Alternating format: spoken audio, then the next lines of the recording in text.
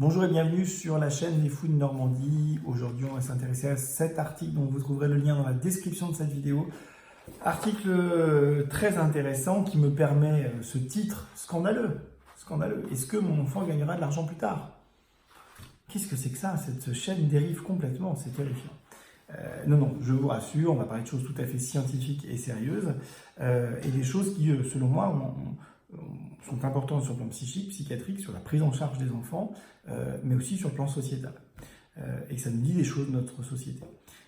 Cet article donc s'intéresse aux enfants de 5-6 ans, va les screener, va leur passer pas mal de petits tests pour voir leur processus psychologique, est-ce qu'ils sont plus ou moins impulsifs, est-ce qu'ils sont plus ou moins anxieux, est-ce qu'ils sont plus ou moins ceci, est-ce qu'ils sont plus ou moins cela. Hein.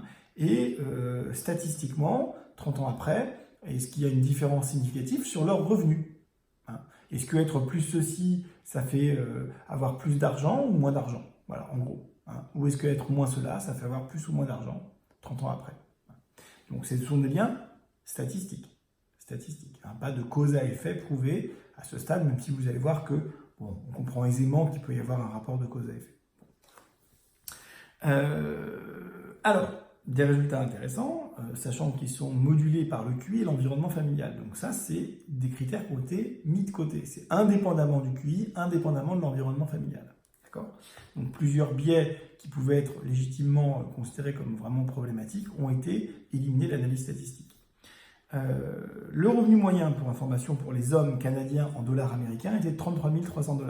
Donc ils devaient avoir autour de, je crois, de 35 ans, environ 36 ans, au moment de l'analyse, l'âge moyen. C'était à peu près 51% d'hommes et le reste de femmes. Les femmes, elles, avaient un revenu, accrochez-vous mesdames, de 19 400 $. Bon, alors on ne dit pas si parce qu'elles travaillaient moins ou parce qu'il y a des différences salariales, ou etc. Bon, de toute façon, ce n'est pas notre sujet psychiatriquement parlant. Élément intéressant, les hommes et les femmes ayant une diminution de leur capacité attentionnelle d'un point sur le score qu'ils ont mis en place, eh bien, avaient un revenu, donc 30 ans plus tard à peu près, un revenu plus faible. Alors pour les hommes, un revenu plus faible de exactement 1271 $, hein, sur les 33 300, et pour les femmes, un revenu plus faible de 924 $ sur les 19 400. Donc statistiquement, significativement, il y a une baisse de revenus avec la baisse des capacités attentionnelles. Voilà. Donc, ça, c'est quelque chose dont, quand on connaît l'impact des troubles attentionnels sur la scolarité, on se rend compte que c'est extrêmement important d'essayer de les corriger pour la qualité de vie de l'individu à un moment donné, pour l'enfant, parce que pour lui, c'est quand même plus agréable d'être capable d'être attentif, d'arrêter de se faire engueuler, d'arrêter d'être incompris, etc. Mais aussi pour sa qualité de vie plus tard, si tant est que les revenus soient un critère de qualité de vie. On n'est pas là pour faire de la philosophie, vous savez que je n'ai pas les moyens intellectuels d'en faire, donc je me garderai bien de ce type de raisonnement trop complexe. Le deuxième élément intéressant, pour les garçons, parce que pour les filles c'est fini, c'est le seul vraiment élément pouvant altérer les revenus. Pour les garçons, il y a une inégalité sur ce plan-là. Le fait d'avoir un comportement un peu plus agressif ou un peu plus dans l'opposition va aussi altérer le revenu là, de 700 $ par an. Donc, et ça, c'est uniquement pour les garçons. Les femmes ayant aussi une proportion plus élevée à l'impulsivité, à l'agressivité, à l'opposition, eh bien, elles n'auront pas d'impact significatif statistiquement sur leur revenu. Hein. Discrimination inacceptable. Bon.